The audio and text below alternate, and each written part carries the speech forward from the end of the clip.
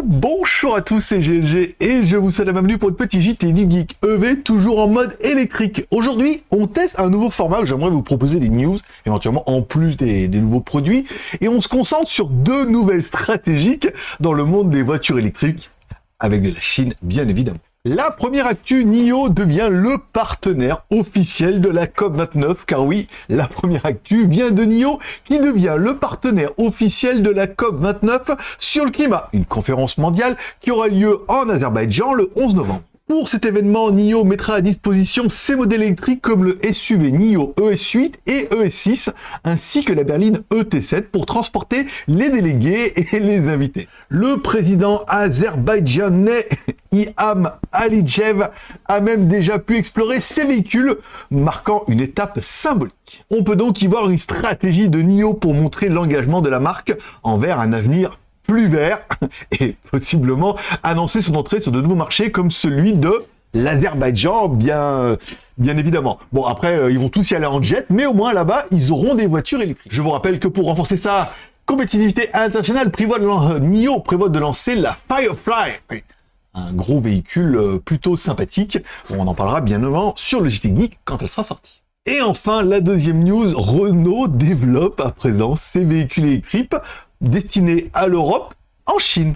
Car oui, deuxième grosse news, Renault a choisi la Chine pour concevoir et développer des véhicules électriques destinés à l'Europe. Oui, on aurait pu y croire que non, pas du tout.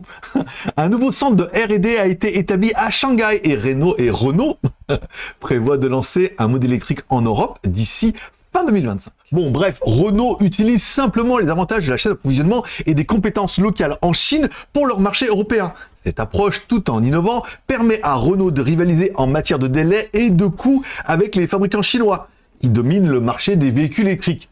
Bon, vous aurez compris, hein, ils vont se fournir en Chine pour vous proposer des Renault destinés à l'Europe.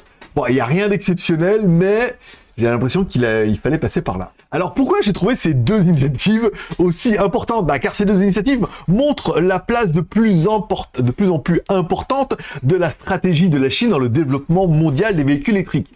Alors que NIO se rapproche des marchés mondiaux avec des partenariats symboliques comme la COP29, Renault se tourne, lui, plutôt vers la Chine pour optimiser son offre européenne. Deux démarches bien différentes, mais tout aussi audacieuses. Bref, que pensez-vous de ces news? NIO, avec ce partenariat, envoie-t-il un message fort pour le secteur de l'électrique et la stratégie de Renault d'utiliser la Chine pour développer des véhicules électriques pour l'Europe vous semble-t-elle pertinente? Dites-moi tout ce que vous pensez dans les commentaires. N'oubliez pas de mettre un like ou un dislike dans cette vidéo, vous abonner si ce n'est pas encore fait, bien évidemment. Et puis on verra demain si on a de la news voiture.